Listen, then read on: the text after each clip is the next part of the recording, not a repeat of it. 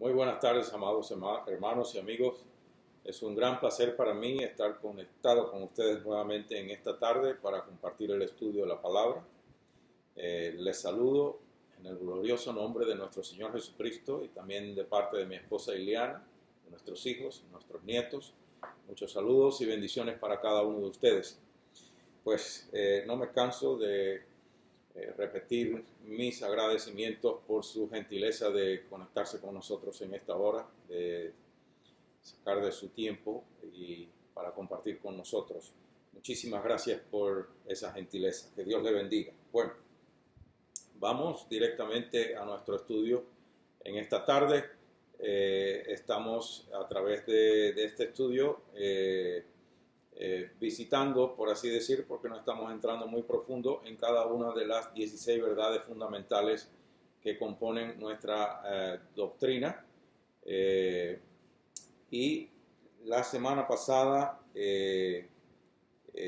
concluimos en la caída del hombre, es decir, compartimos lo que significa la caída del hombre, por qué, cómo, etcétera. Y hoy vamos a entrar en la salvación del hombre. El hombre cayó, pues obviamente Dios no lo dejó en el piso, Dios no lo dejó abandonado a una muerte eterna. Para eso fue precisamente que envió a su Hijo eterno, nuestro Señor Jesucristo. Vamos a orar para que el Espíritu Santo sea quien dirija y controle y ilumine nuestros entendimientos y tengamos provecho del beneficio de la palabra que vamos a compartir. Padre, en el nombre de Jesús, nos encomendamos en tus manos en esta hora. Te pedimos que tu Santo Espíritu ilumine nuestros entendimientos y prepare nuestros corazones. Que todo lo que hagamos desde el principio hasta el fin redunde para la sola gloria del Señor Jesucristo y para la buena edificación de cada uno de nosotros. En el nombre de Jesús te lo pedimos y te damos gracias. Amén. Bueno, pues hablemos de la salvación del hombre. A veces hablamos de salvación y no tenemos una idea clara de qué es salvación. No prestamos atención a lo que significa salvación. Y vamos a ver qué salvación realmente es: el acto de ser liberados o libertados, mejor dicho, libertados del pecado, del yugo de Satanás que ejerce sobre nosotros a través del pecado. El pecado que originalmente entró en todos nosotros como consecuencia del pecado original de la primera pareja. Es un germen espiritual que hay en cada persona y estará latente en nosotros hasta el día que Dios cierre nuestros ojos aquí y lo abramos obviamente allá donde nada, donde corrupción ni ninguna cosa semejante pueda entrar. Y lo lograremos porque Jesús lo compró para nosotros a precio de sangre preciosa. Pero mientras estemos aquí, repito, el germen del pecado estará latente en nosotros y lo único o la única arma que tenemos es nuestra fe en el Señor Jesucristo, el poder redentor de su sangre preciosa, su nombre, el nombre todopoderoso de Cristo, la persona del Espíritu Santo, la unción, el poder del Espíritu Santo que mora en nosotros, las promesas de la palabra de Dios, etcétera, etcétera. Hay un sinnúmero de armas poderosas espirituales en Cristo para nosotros tener victoria sobre el pecado. Pero vamos a ver en sí lo que es esta salvación tan grande como la menciona el apóstol Pablo bajo inspiración divina. Se refiere a esta salvación nuestra como esta salvación tan grande, que es la liberación del pecado, y no solamente del pecado, sino de las consecuencias del pecado, de todas las maldiciones y eventualmente la peor de todas, la muerte eterna, que es una separación eterna de Dios. Vamos a leer primero que todo Juan 3:16. Si tiene su Biblia, por favor, vaya a la palabra de Dios en Juan 3:16.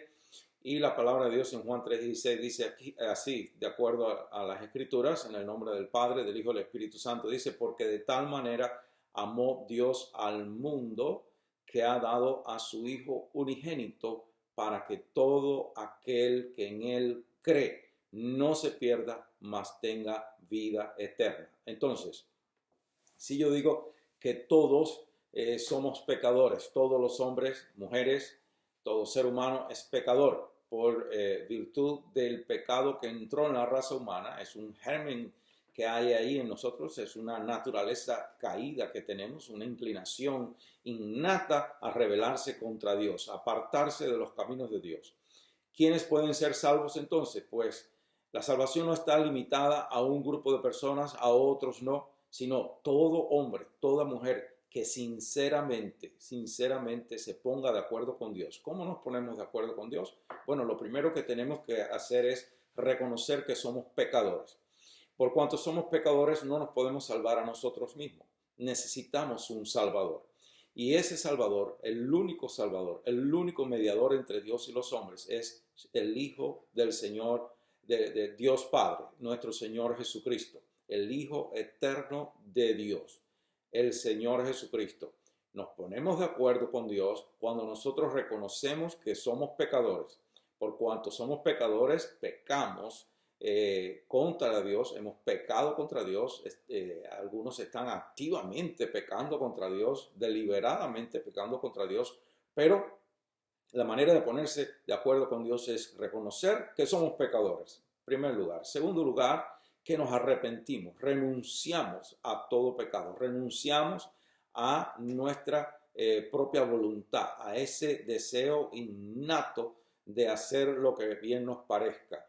Y entonces, si reconocemos que somos pecadores, renunciamos al pecado, nos arrepentimos de corazón de pecado, le pedimos perdón a Dios, es decir, clamamos a Dios por el perdón y ponemos toda nuestra fe, toda nuestra confianza. Ese primer texto que acabamos yo lo dije memorizado, pero quizás usted lo leyó en la palabra. Hay una parte importante ahí en Juan 3:16 donde dice para que todo aquel que en él cree, en los textos originales del griego no dice para que todo aquel que en él cree, sino para que todo aquel que en él confía o confíe, y esa palabrita acarrea mucho peso. Es una confianza permanente porque está en el tiempo presente continuo del verbo, que quiere decir confiar constantemente y exclusivamente, poner toda nuestra confianza, no pues aspirar a ningún otro tipo de alternativa, ni siquiera a nuestras buenas obras, sino confiar exclusivamente en el sacrificio perfecto de nuestro Señor Jesucristo. Él vino y dio su vida, derramó hasta la última gota de sangre por usted y por mí, para que usted y yo podamos ser salvos, de manera que las obras tienen su lugar en nuestras vidas. Eso es otro asunto, eso viene después de la salvación. Después que usted es hecho salvo o salva, pues Dios espera que nosotros llevemos frutos, buenos frutos, que son esas obras que Dios preparó de antemano para que nosotros anduviésemos en ellas, según Efesios capítulo 2, verso 10. Sí, las obras tienen su lugar en la vida del creyente, pero no para salvación. Nosotros no, las obras no son para salvarnos. Las obras son el resultado de que ya hemos sido salvados. Por cuanto Dios nos salvó, Él espera que entonces nosotros llevemos buenos frutos, que son esas buenas obras. Las obras son una evidencia, son el fruto externo que se manifiesta de la obra interna que el Espíritu Santo ha hecho en nosotros. Entonces, bueno, nos ponemos de acuerdo con Dios, reconocemos que somos pecadores, nos arrepentimos de pecado y ponemos toda nuestra confianza en ese sacrificio de Cristo, exclusivamente en Cristo. No hay ninguna otra alternativa, porque ninguna otra persona, no importa el concepto que usted tenga, lo que se le ha enseñado. La Biblia dice claro que ninguna otra persona fue a la cruz por usted. Solamente Jesucristo fue crucificado. Solamente Él murió y resucitó al tercer día.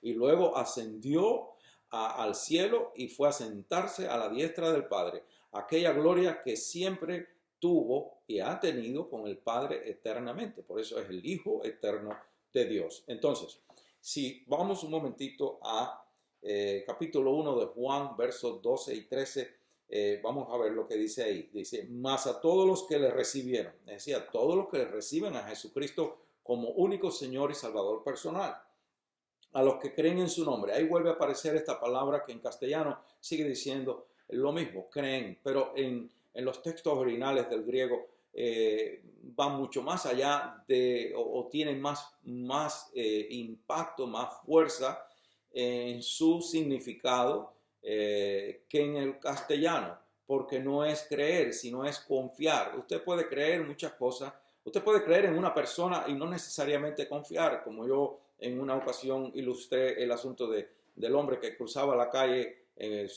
decir, de una altura de un tercer o cuarto piso, cruzaba la calle de un lado a otro en una cuerda floja, y él preguntó a los espectadores que si ellos creían que era capaz de pasar a otro hombre sobre sus hombros, sobre la cuerda floja. Todo el mundo dijo que sí, claro que sí, has pasado 3 o 4 veces sin ningún problema, creemos que eres capaz de pasar a alguien sobre tus hombros. Pero cuando pidió que alguien se subiera sobre sus hombros para pasar la calle sobre la cuerda floja, las personas que él escogió dijeron rotundamente que no. Y él les preguntó, pero si acaban de decir que creen que sí, que yo puedo. Él dice, sí, creemos que puedes, pero no confiamos lo suficiente como para que me logres pasar al otro lado. Es una gran diferencia entre creer y confiar plenamente. Y aquí la palabra, lo que está diciendo en este verso es a los que confían en su nombre, en el nombre que es sobre todo nombre. El nombre de Jesucristo es todopoderoso.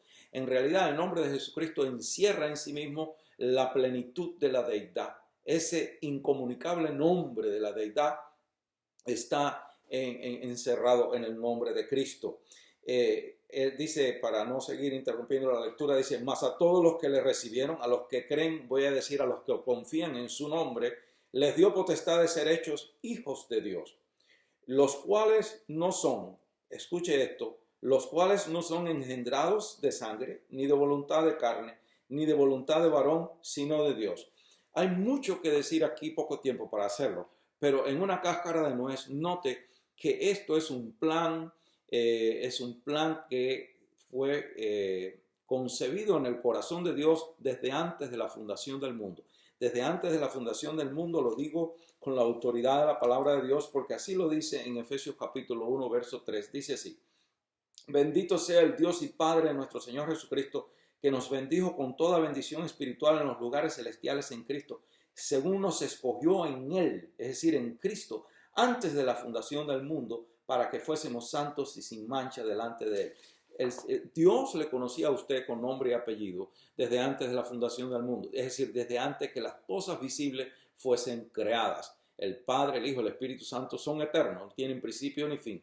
Y antes de que las cosas visibles e inclusive invisibles, los ángeles, el mundo espiritual, antes que todo eso fuera creado, Dios, que es un ser omnisciente, que todo lo conoce, que vive en el eterno presente, para Dios no hay sorpresa. Él sabía lo que el hombre iba a hacer, punto. Él lo creó con esa libertad, con ese libre albedrío de escoger. Dios no quiere autómatas, Dios no quiere robots programados para que le obedezcan, es decir, automáticamente o como sin ejercer un libre albedrío, una libertad. Dios no es un dictador a quien hay que obedecerle por la fuerza, por intimidación o por conveniencia.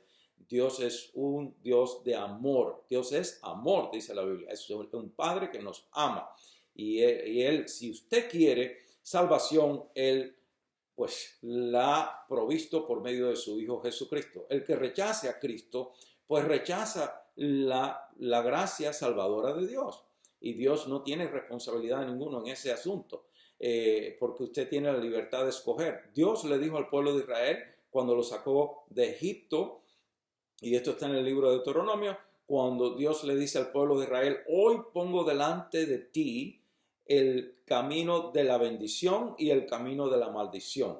Si escoges el camino de la bendición, tienes todos estos beneficios, garantías, bendiciones, este trato personal conmigo, la garantía de que seré tu Dios, te guardaré, te proveeré, te bendeciré, te guiaré todos los días de tu vida.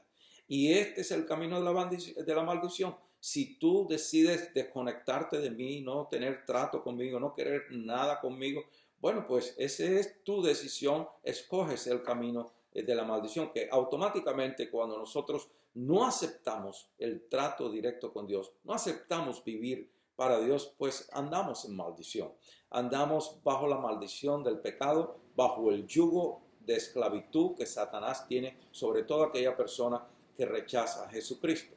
Por eso es tan importante. Entonces, note que esto es un plan, como digo yo, que dice aquí, les dio potestad de ser hechos hijos de Dios. Hay algo sobrenatural que ocurre en usted, que ocurrió en mí, que ocurre en toda persona que recibe a Jesús como Señor y Salvador personal.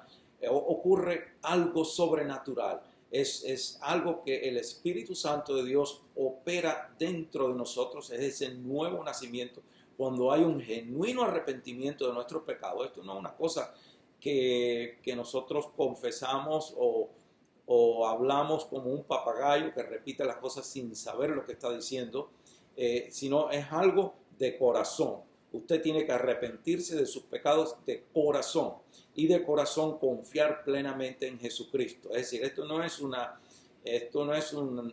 repetición mágica en la cual simplemente si repetimos estas palabras ya todo está hecho. Eso no es así.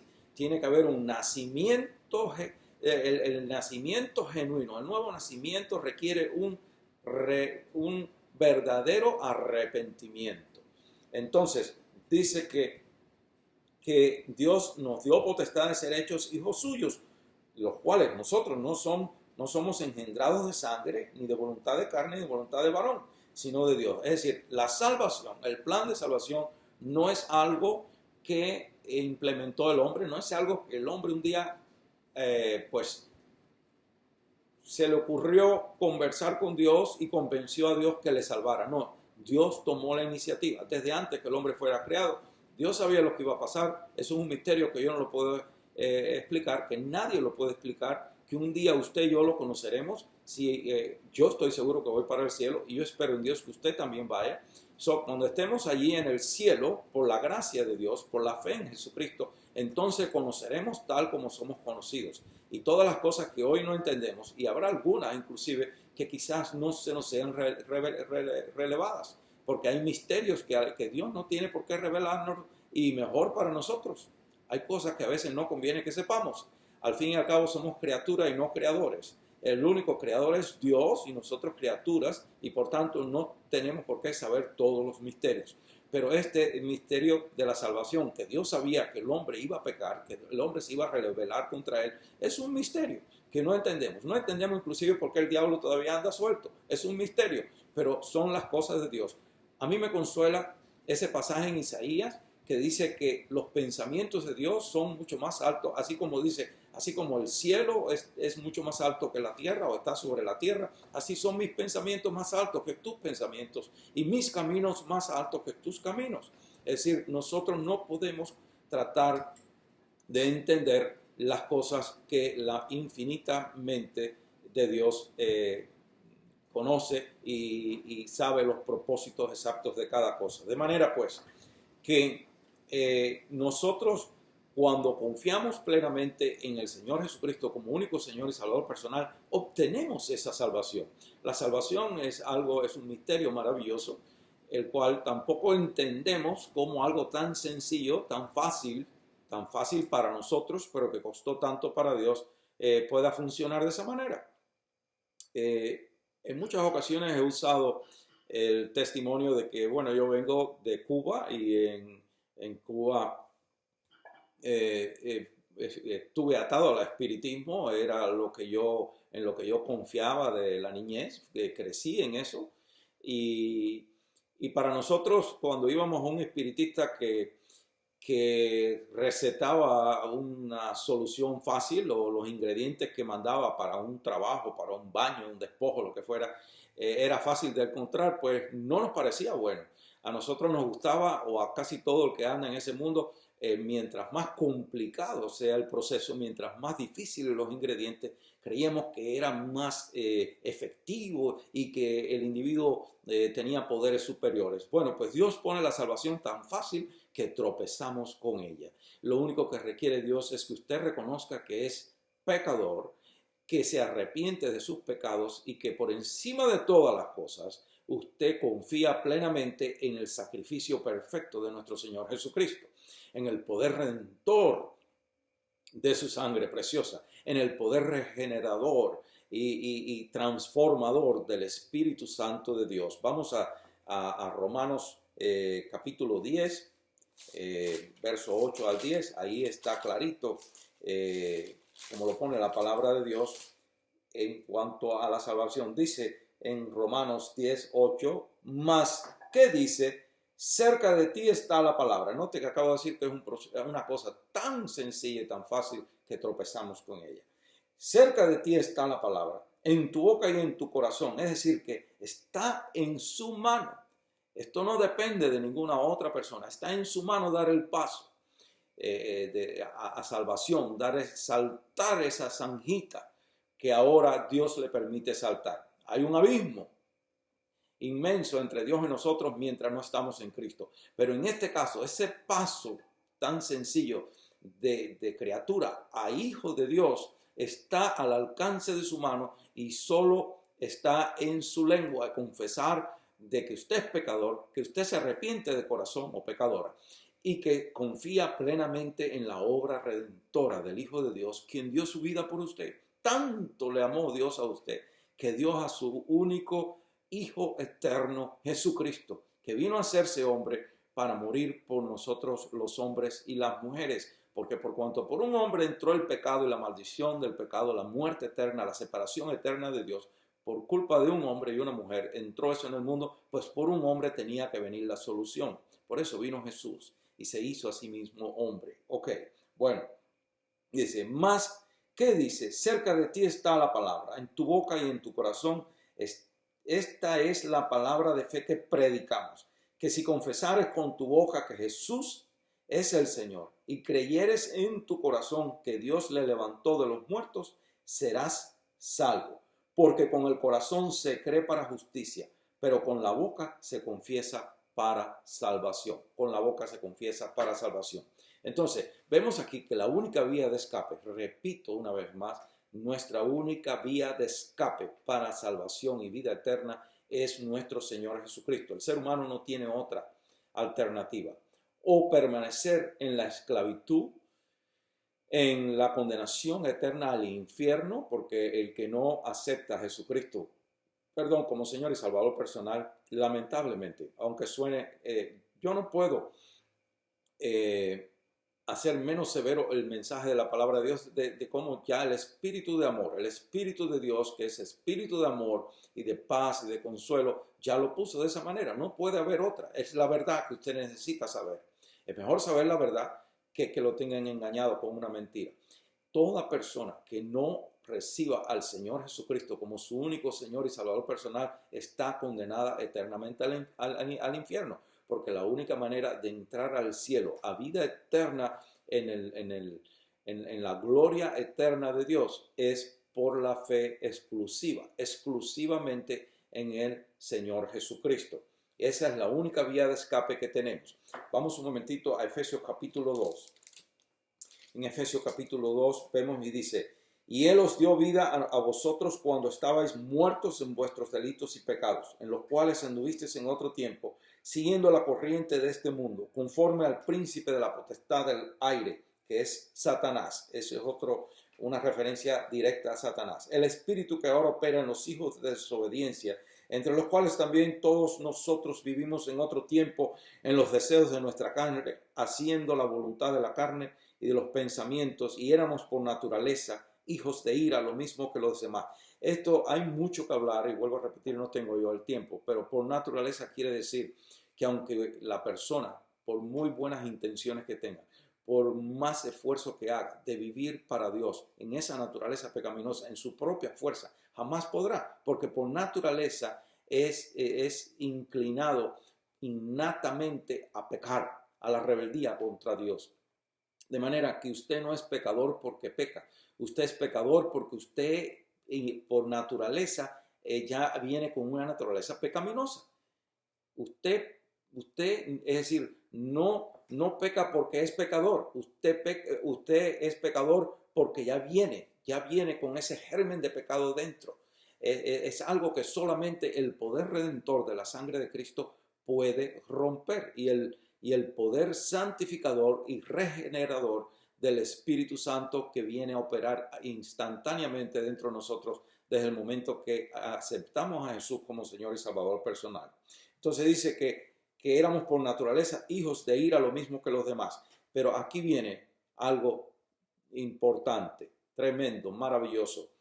Y es en el verso 4 donde dice, pero Dios, ahí interrumpe Dios en el escenario más triste y oscuro del ser humano. Es algo porque dice que estábamos muertos en delitos de pecado. Un muerto no puede hacer nada por él. Usted no podía hacer nada por usted. Dios vino e interviene por usted donde usted está prácticamente atado bajo el poder del diablo. Pero Él viene a libertarnos por medio de su Hijo. Pero Dios, que es rico en misericordia, por su gran amor con que nos amó, aun estando nosotros muertos, escuche, en pecado, nos dio vida juntamente con Cristo. Por gracia sois salvos. Por gracia quiere decir favor no merecido. Por eso digo que las obras vienen después. Pero la salvación es gratuita, exclusivamente basada en nuestra fe en Cristo Jesús, en la obra redentora de Cristo. Dice, por gracia sois salvos, y juntamente con Él nos resucitó y asimismo nos hizo sentar en los lugares celestiales con Cristo Jesús, para mostrar en los siglos venideros las abundantes riquezas de su gracia, en su bondad para con nosotros en Cristo Jesús. En el verso 8 dice, porque por gracia sois salvos, por medio de la fe, y esto no de vosotros, pues es don de Dios. Don quiere decir regalo, regalo de Dios. No por obras para que nadie se gloríe. Es decir, nadie puede jactarse de su salvación delante de Dios. Todos somos deudores, por así decirlo, eternamente a la gracia de Dios, a esa salvación gratuita de parte de Dios. Entonces, esta doctrina de la salvación, y tengo que apresurarme un poco, esta doctrina de la salvación es tan importante y lo que lo hace importante es que usted es muy importante para Dios. No que en usted ni en mí haya valor alguno que Dios no necesite, no. Dios no lo necesita a usted, Dios no me necesita a mí, sino que Dios lo ama incondicionalmente a usted. No porque lo necesite, no porque haya algo de valor en usted, no Señor, ni en mí tampoco, sino que Dios lo ama al tal extremo que dio a su Hijo Jesucristo en rescate por usted. Jesús murió en el lugar que a usted le tocaba morir, igual que a mí. Pero por cuanto Dios nos ama tanto, esta doctrina se ha hecho tan importante, la doctrina de la salvación, que el Espíritu Santo, quien es el autor intelectual de la Biblia, sí, Él usó 39 o 40 individuos para escribir este libro, inspirado o lo escribieron bajo inspiración divina, pero el autor intelectual, es decir, la mente que dictó esta palabra, que hizo plasmar esta palabra, que la ha preservado hasta el día de hoy, libre de error, para que nos sirva a nosotros de este código moral, de esta brújula espiritual que nos guía a través de este mundo de tanta pericia, de tanto incertidumbre, de tanta inseguridad, de tanta tiniebla, y que nos guía como lámpara a nuestros pies a lo largo de este peregrinar hasta que Dios nos lleve para el cielo. Esa palabra, el Espíritu Santo ha usado nada menos que 4 libros para registrar el tema de nuestra salvación, que son los 4 evangelios. Y por si fuera poco, luego usó un 5.º libro, es decir, un libro más para registrar los hechos del Espíritu Santo, o que el Espíritu Santo obró a través de aquellos que fueron radicalmente cambiados por el Señor Jesucristo, por poner su fe y su completa confianza en Cristo. Aquellos que fueron salvados, redimidos por la sangre de Jesús, como usted puede ser también salvado y redimido por la sangre de Cristo, como yo fui salvado y redimido del mundo de las tinieblas, del espiritismo y de todas esas cosas y de todas esas maldiciones del diablo. Y ahora, para la gloria de Dios, pues sirvo con gran gozo y gran placer al Señor Jesucristo, no más al mundo de las tinieblas. Entonces, el libro de los Hechos, pues ese es el libro glorioso en el que le llamamos el libro de los Hechos de los Apóstoles, pero realmente es el libro de los Hechos del Espíritu Santo, usando a los apóstoles, usando a los discípulos, usando a los primeros siervos de Jesucristo del primer siglo de la iglesia primitiva. Es por eso que digo que es tan importante esta doctrina de la salvación, que el Espíritu Santo usó 4 libros más inclusive el libro de los Hechos, y se habla de este tema en toda la Biblia. Es decir, él usó estos libros exclusivamente para esto, pero el tema de la salvación viene desde Génesis y abarca toda la Biblia a lo largo y ancho de este maravilloso libro, de estos 66 libros, desde el Antiguo Testamento hasta el último verso de Apocalipsis, está el tema de nuestra gran salvación. ¿Cómo sabemos que somos salvos? Una vez que usted abrió su corazón, que usted invitó a Jesús a que sea Jesucristo para usted, es decir, a que Él sea su único Señor y Salvador personal, ¿cómo sabemos nosotros que eso funcionó o que está funcionando? Bueno, hay dos evidencias, la evidencia interna y la externa.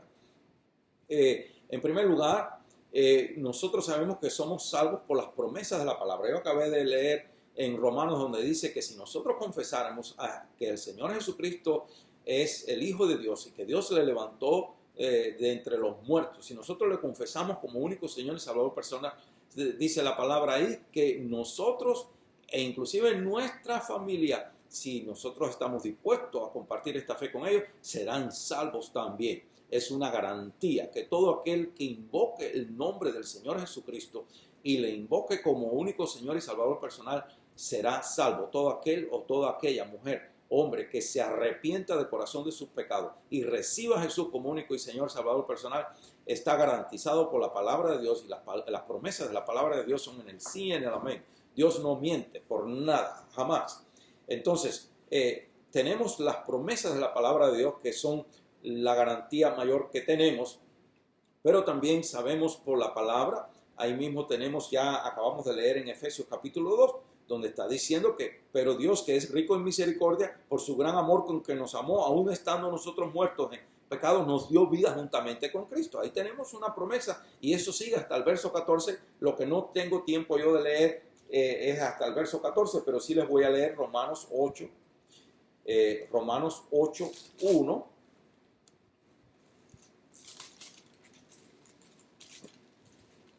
Romanos 8.1 dice, ahora pues ninguna condenación hay para los que están en Cristo Jesús, los que no andan conforme a la carne, sino conforme al Espíritu.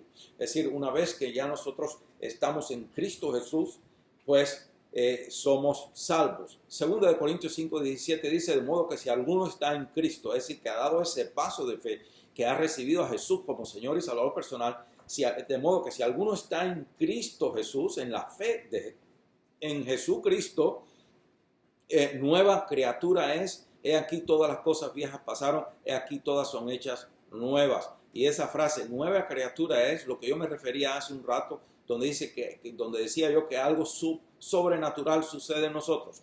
Ahí dice, nueva criatura es, pero realmente en los textos originales del griego dice, nueva creación hay algo nuevo que se crea en nosotros. Hay una transformación, algo que opera en nosotros, que es operado en nosotros por medio del poder del Espíritu Santo, quien en primer lugar nos convence de pecado, es el que nos convence que estamos perdidos, que sin Cristo no somos nada ni nadie y eventualmente estaremos condenados al tormento eterno en el infierno. Es el Espíritu Santo quien nos trae con cuerdas de amor hacia Cristo. Es el Espíritu Santo quien nos abre el entendimiento para entender la doctrina de Cristo, para entender el amor de Dios por nosotros y eventualmente nos ayuda el Espíritu Santo a hacer la confesión de fe y a recibir a Jesús como Señor y Salvador personal, porque la Escritura dice en Corintios que nadie puede llamar a Jesús Señor si no le es dado por el Espíritu Santo. Entonces, el Espíritu Santo, decía yo, ¿cómo sabemos nosotros que somos salvos? Pues acabo de decir que en 2 Corintios 5:17 se dice, el Espíritu Santo hace una transformación en nosotros, Él viene a morar en nosotros y comienza un proceso que se llama el proceso de santificación y el proceso de regeneración, donde nuestra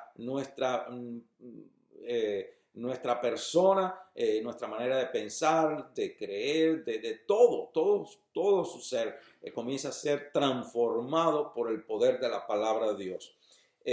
También esa convicción interna que produce el propio Espíritu Santo en nosotros, y lo vamos a leer aquí en Romanos capítulo 8, ahí está, el mismo Espíritu Santo da testimonio a nuestro hombre interior o a la mujer interior, a la conciencia, al espíritu nuestro dentro de nosotros, que somos hijos de Dios.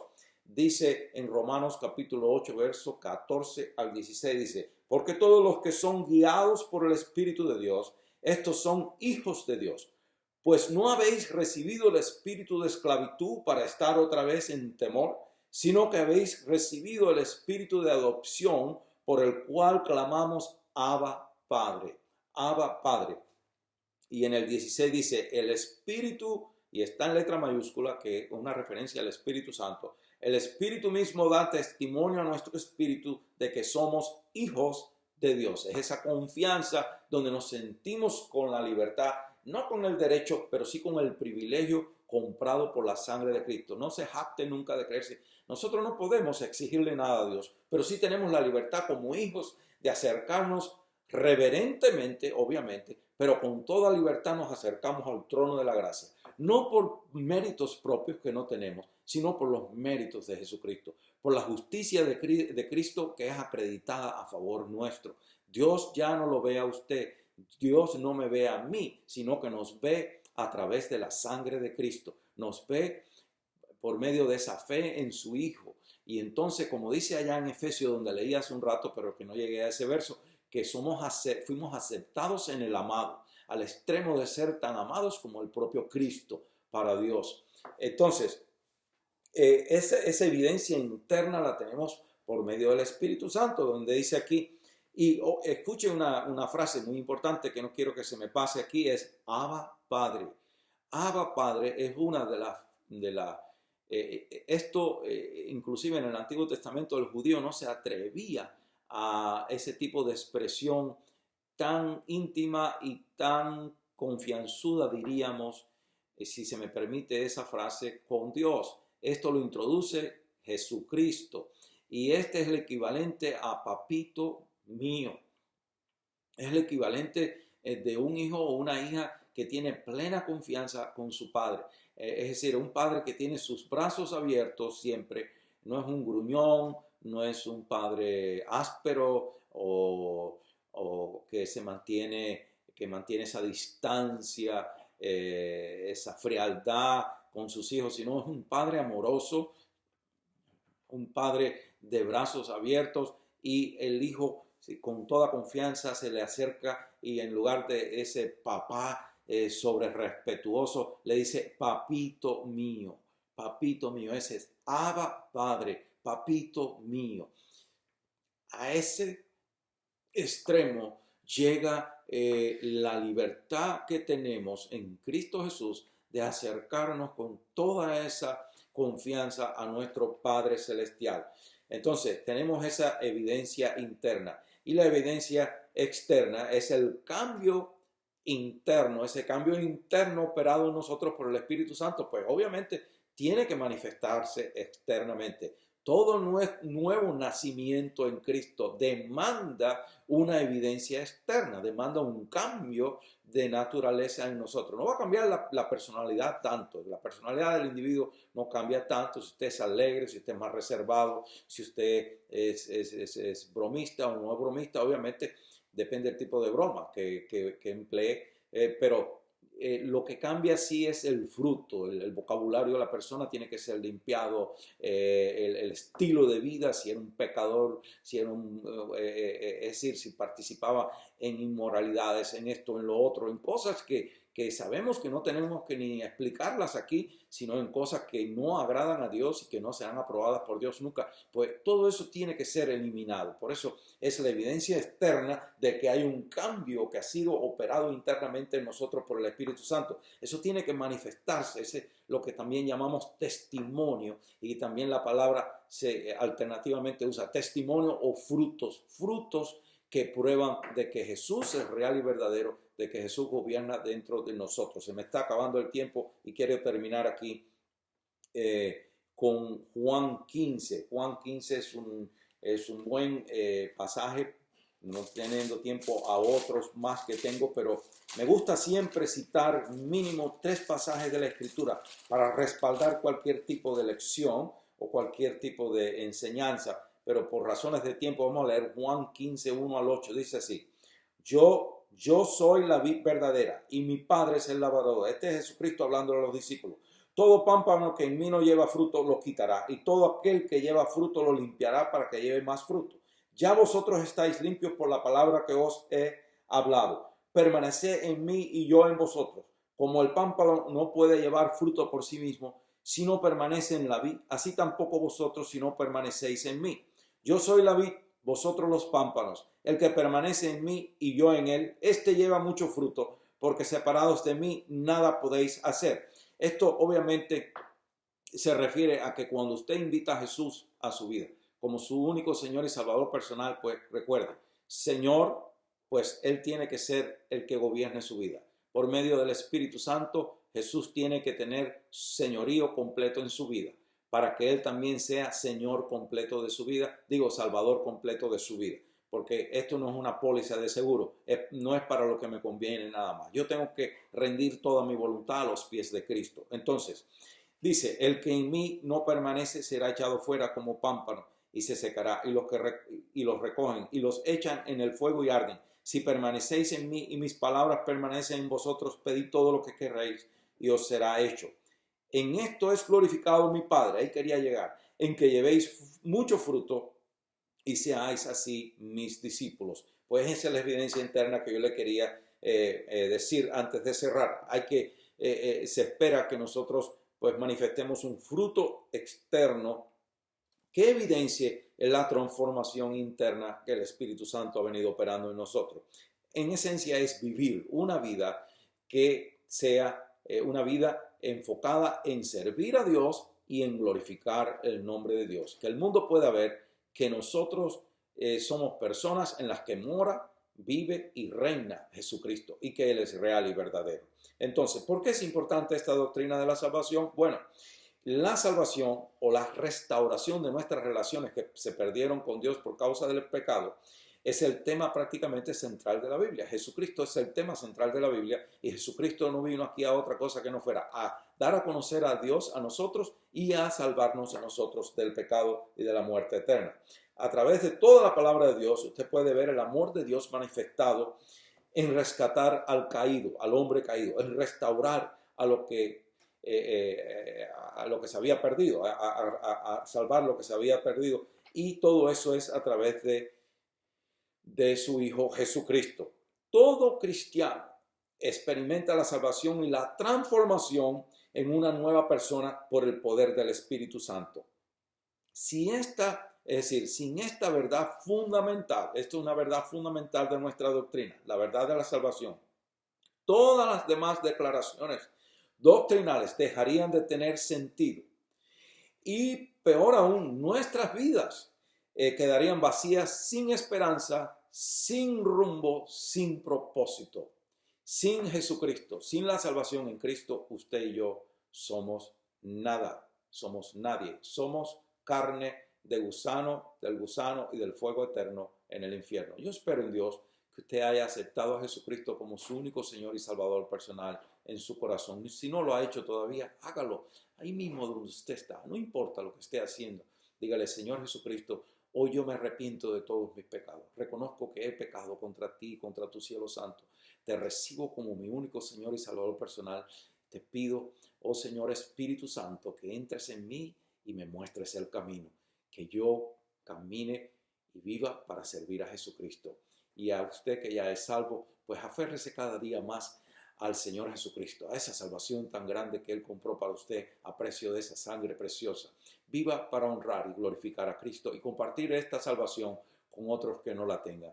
Dios le bendiga. Gracias por su gentileza, gracias por su atención y hasta el domingo a las 11 de la mañana donde compartiremos el mensaje de este domingo que viene. Dios le bendiga a usted y a su casa. Que el Espíritu Santo gobierne en su corazón y guíe su vida todos los días de su vida en esta tierra. En el nombre de Jesucristo. Amén.